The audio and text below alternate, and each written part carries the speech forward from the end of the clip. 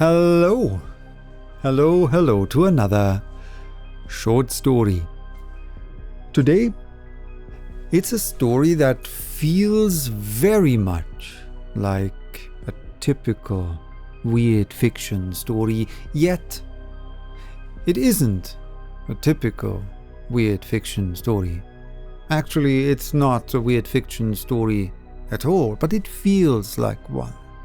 And it shares quite a couple of elements with real weird fiction stories.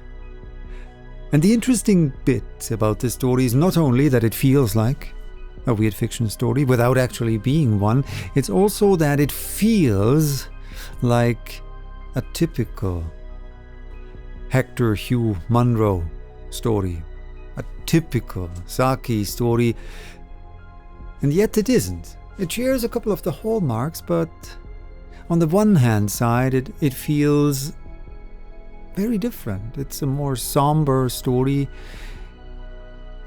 On the other hand, it feels like the typical Saki story. It has a twist ending, it has interesting characters.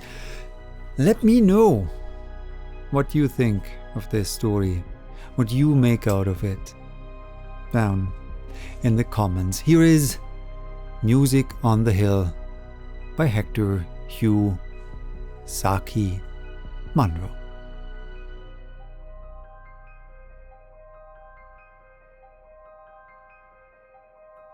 Sylvia Selton ate her breakfast in the morning room at Yesney with a pleasant sense of ultimate victory, such as a fervent Ironside might have permitted himself on the morrow of Worcester fight. She was scarcely pugnacious by temperament, but belonged to that more successful class of fighters who are pugnacious by circumstance. Fate had willed that her life should be occupied with a series of small struggles, usually with the odds slightly against her, and usually she had just managed to come through winning. And now she felt that she had brought her hardest and certainly her most important struggle to a successful issue. To have married Mortimer Selton, dead Mortimer, as his more intimate enemies called him, in the teeth of the cold hostility of his family, and in spite of his unaffected indifference to women, was indeed an achievement that had needed some determination and adroitness to carry through. Yesterday she had brought her victory to its concluding stage by wrenching her husband away from town and its group of satellite watering places and settling him down, in the vocabulary of her kind, in this remote, wood-girt manor farm, which was his country house. "You will never get Mortimer to go," his mother had said carpingly, "but if he once goes, he'll stay. Yesney throws almost as much a spell over him as town does.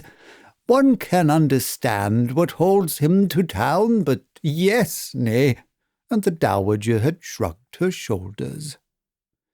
There was a sombre, almost savage wildness about Yesney that was certainly not likely to appeal to town-bred tastes, and Sylvia, notwithstanding her name, was accustomed to nothing much more sylvan than leafy Kensington. She looked on the country as something excellent and wholesome in its way, which was apt to become troublesome if you encouraged it overmuch.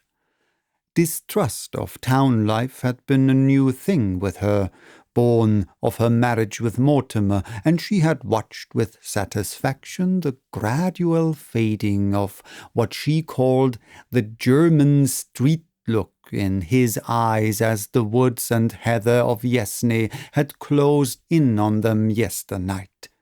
Her willpower and strategy had prevailed. Mortimer would stay.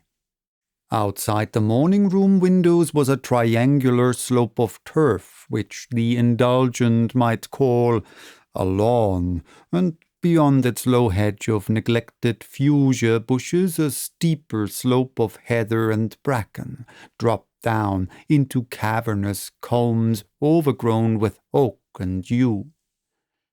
In its wild open savagery there seemed a stealthy linking of the joy of life with the terror of the unseen things. Sylvia smiled complacently as she gazed with a school of art appreciation at the landscape, and then, of a sudden, she almost shuddered. "It is very wild," she said to Mortimer, who had joined her. "One could almost think that in such a place the worship of Pan had never quite died out." "The worship of Pan never has died out," said Mortimer. "Other, newer gods have drawn aside his votaries from time to time, but he is the nature god to whom all must come back at last. He has been called the father of all the gods, but most of his children have been stillborn." Sylvia was religious in an honest, vaguely devotional kind of way, and did not like to hear her beliefs spoken of as mere aftergrowths, but it was at least something new and hopeful to hear dead Mortimer speak with such energy and conviction of any subject. "You don't really believe in Pan?" she asked incredulously. "I've been a fool in most things," said Mortimer quietly. "But I'm not such a fool as not to believe in Pan when I'm down here. And if you're wise, you won't disbelieve in him too boastfully while you're in his country." It was not till a week later, when Sylvia had exhausted the attractions of the woodland walks round Yesney, that she ventured on a tour of inspection of the farm buildings. A farmyard suggested in her mind a scene of cheerful bustle, with chums and flails and smiling dairymaids and dreams of horses drinking knee-deep in duck-crowded ponds. As she wandered among the gaunt grey buildings of Yesney Manor Farm, her first impression was one of crushing stillness and desolation, as though she had happened on some lone deserted homestead long given over to owls and cobwebs. Then came a sense of furtive, watchful hostility, the same shadow of unseen things that seemed to lurk in the wooded combes and coppices. From behind heavy doors and shuttered windows came the restless stamp of hoof or rasp of chain halter, and at times a muffled bellow from some stalled beast. From a distant corner, a shaggy dog watched her with intent, unfriendly eyes. As she drew near, it slipped quietly into its kennel, and slipped out again as noiselessly when she had passed by. A few hens, questing for food under a rick, stole away under a gate at her approach. Sylvia felt that if she had come across any human beings in this wilderness of barn and byre, they would have fled wraith-like from her gaze. At last, turning a corner quickly, she came upon a living thing that did not fly from her. Astretch in a pool of mud was an enormous sow, gigantic beyond the town woman's wildest computation of swine flesh, and speedily alert to resent and, if necessary, repel the unwanted intrusion. It was Sylvia's turn to make an unobtrusive retreat. As she threaded her way past rickyards and cowsheds and long blank walls, she started suddenly at a strange sound. The echo of a boy's laughter, golden and equivocal. Jan, the only boy employed on the farm, a tow-headed, wizen-faced yokel, was visibly at work on a potato clearing halfway up the nearest hillside, and Mortimer, when questioned, knew of no other probable or possible begetter of the hidden mockery that had ambushed Sylvia's retreat. The memory of that untraceable echo was added to her other impressions of a furtive, sinister something that hung around Yesney. Of Mortimer she saw very little. Farm and woods and trout streams seemed to swallow him up from the dawn till dusk. Once, following the direction she had seen him take in the morning, she came to an open space in a nut copse, further shut in by huge yew trees, in the centre of which stood a stone pedestal surmounted by a small bronze figure of a youthful Pan. It was a beautiful piece of workmanship, but her attention was chiefly held by the fact that a newly cut bunch of grapes had been placed as an offering at its feet. Grapes were none too plentiful at the manor house, and Sylvia snatched the bunch angrily from the pedestal. Contemptuous annoyance dominated her thoughts as she strolled slowly homeward, and then gave way to a sharp feeling of something that was very near fright. Across a thick tangle of undergrowth, a boy's face was scowling at her, brown and beautiful, with unutterably evil eyes. It was a lonely pathway. All pathways round Yesney were lonely for the matter of that, and she sped forward without waiting to give a closer scrutiny to this sudden apparition. It was not till she had reached the house that she discovered that she had dropped the bunch of grapes in her flight. "I saw a youth in the wood today," she told Mortimer that evening, brown-faced and rather handsome, but a scoundrel to look at. A gypsy lad, I suppose. "A reasonable theory," said Mortimer. "Only there aren't any gypsies in these parts at present." "Then who was he?"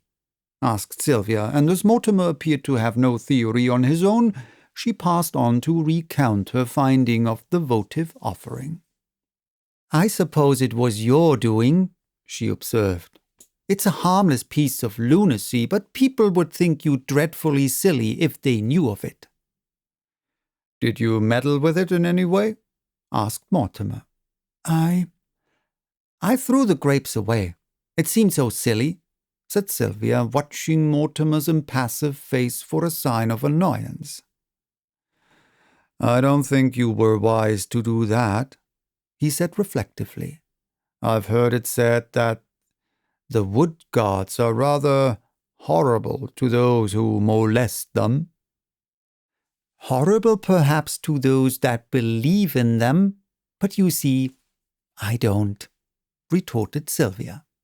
"All the same," said Mortimer in his even, dispassionate tone, "I should avoid the woods and orchards if I were you, and give a wide berth to the horned beasts on the farm."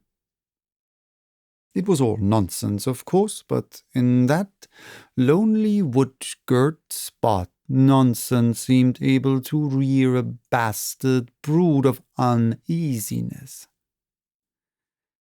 "Mortimer," said Sylvia suddenly, "I think we will go back to town sometime soon." Her victory had not been so complete as she had supposed. It had carried her on to ground that she was already anxious to quit. "I don't think you will ever go back to town," said Mortimer. He seemed to be paraphrasing his mother's prediction as to himself. Sylvia noted with dissatisfaction and some self-contempt that the course of her next afternoon's ramble took her instinctively clear of the network of woods. As to the horned cattle, Mortimer's warning was scarcely needed, for she had always regarded them as doubtful neutrality at the best. Her imagination unsexed the most matronly dairy cows and turned them into bulls liable to see red at any moment. The ram who fed in the narrow paddock below the orchards she had adjudged, after ample and cautious probation, to be of docile temper. Today, however, she decided to leave his docility untested, for the usually tranquil beast was roaming with every sign of restlessness from corner to corner of his meadow. A low, fitful piping, as of some reedy flute, was coming from the depth of a neighboring copse, and there seemed to be some subtle connection between the animals' restless pacing and the wild music from the wood. Sylvia turned her steps in an upward direction and climbed the heather-clad slope that stretched in rolling shoulders high above Yesney.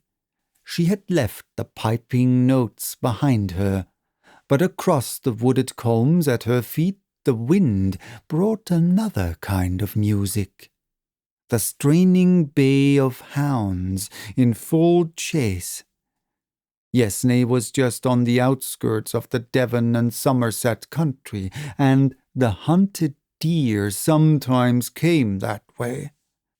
Sylvia could presently see a dark body breasting hill after hill and sinking again and again out of sight as he crossed the combs, while behind him steadily swelled that relentless chorus. And she grew tense with the excited sympathy that one feels for any hunted thing in whose capture one is not directly interested. And at last she broke through the outermost line of oak scrub and fern and stood panting in the open. A fat September stag carried a well-furnished head. His obvious course was to drop down to the brown pools of undercomb and thence make his way toward the red deer's favored sanctuary, the sea. To Sylvia's surprise, however, he turned his head to the upland slope and came lumbering resolutely onward over the heather. It will be dreadful, she thought. The hounds will pull him down under my very eyes. But the music of the pack seemed to have died away for a moment, and in its place she heard again that wild piping which rose now on this side, now on that, as though urging the failing stag to a final effort. Sylvia stood well aside from his path, half hidden in a thick growth of whortle bushes, and watching him swing stiffly upward. His flanks, dark with sweat, the coarse hair on his neck showing light by contrast. The pipe music shrilled suddenly around her, seeming to come from the bushes at her very feet, and at the same moment the great beast slewed round and bore directly down upon her. In an instant her pity for the hunted animal was changed to wild terror at her own danger. The thick heather roots mocked her scrambling efforts at flight, and she looked frantically downward for a glimpse of oncoming hounds. The huge antler spikes were within a few yards of her, and in a flash of numbing fear she remembered Mortimer's warning to beware of horned beasts on the farm.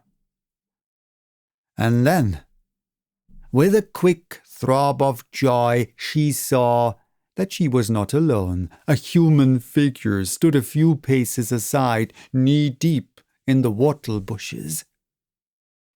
"Drive it off!" she shrieked, but the figure made no answering movement. The antlers drove straight at her breast. The acrid smell of the hunted animal was in her nostrils, but her eyes were filled with the horror of something she saw other than her oncoming death. And in her ears rang the echo of a boy's laughter, golden and equivocal.